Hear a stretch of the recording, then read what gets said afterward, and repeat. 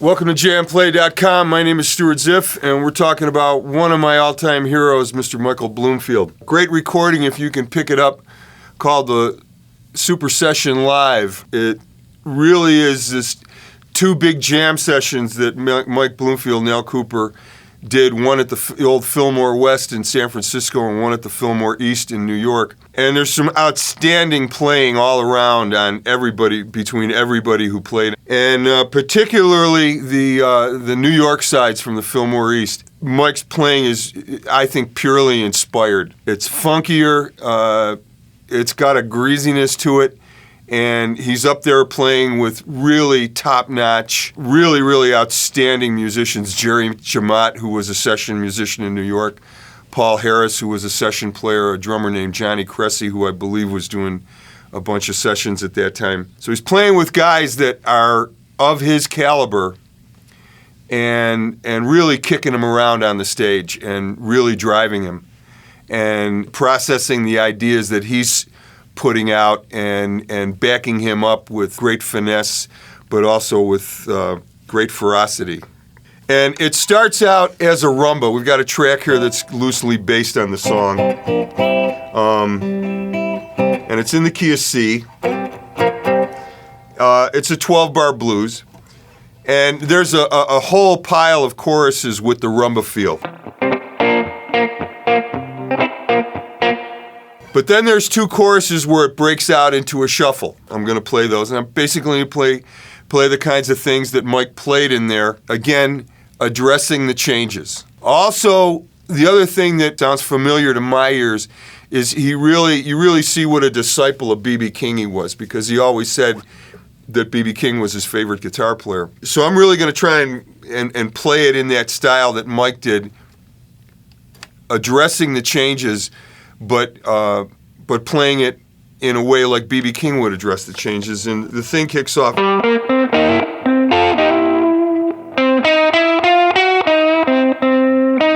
Now, if you listen to that, it's really C minor pentatonic with a couple of chromatic notes in there. Then he introduces the next phrase.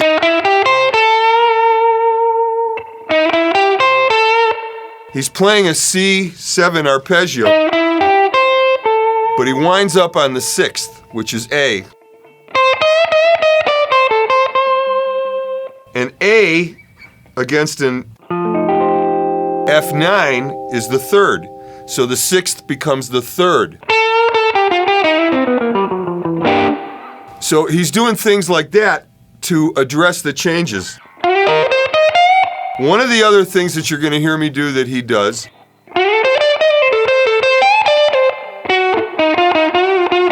it's in a way it's call and response with himself.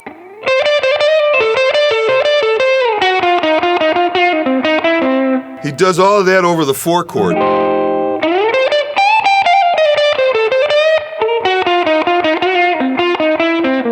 And he resolves it back to the 1. So I think that's really cool. It's his phrasing and it's his timing, and he's definitely thinking, I believe, in 2-bar phrases, because if you mapped it out and you charted it out and you transcribed his solos, you would see that they're not choppy one-bar phrases. He'll play like, you know.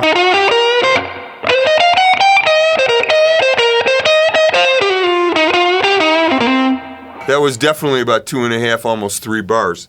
So he's doing things like that. He's really making a powerful statement when he plays. He's being conversational. He's being dynamic. He's being melodic. And he's addressing the changes. That's what he does. I'm going to pick it up and play 2 choruses with the rumba feel, and then go right to the shuffle feel, and then back to the rumba.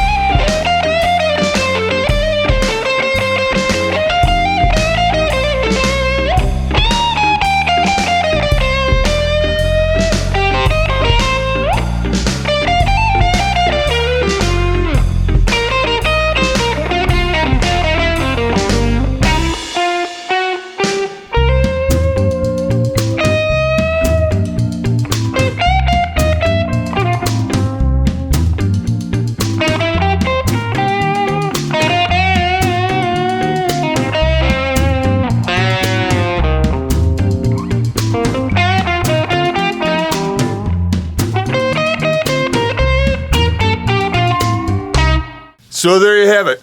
That's kind of a rumba shuffle, rumba/shuffle, in the style of Mike Bloomfield.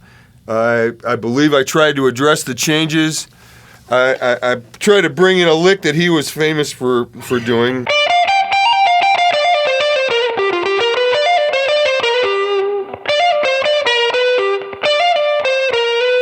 Which is kind of the pentatonic with the arpeggio. Did that over the 5. And then tried to answer it in a sympathetic way, so to speak. I found this a lot of fun to play to because there's so many, we've done a lot of shuffles, and shuffles are great to play to. But we only had one other rumba before this, and that's in the Albert King series. So I put a lot of choruses on here of the rumba feel so you could sort of dig that feel and enjoy it and do your best to try and come up with some tasteful 1- and 2-bar phrases and address the changes. I would suggest you listen to what the organ part is doing in this song because it's very crucial to what Mike is playing because it's definitely got that kind of sound. So he's really playing to that. He's playing to the sound and the harmony that the organ is playing. So if you think of it in those terms, as opposed to thinking of it, well, it's a 12-bar blues in C with a rumba feel, but really pay attention to what the keyboard is playing. That's your foundation. That's what you're playing to, harmonically speaking. But you're playing the blues. So practice up, and we'll see you at the next lesson.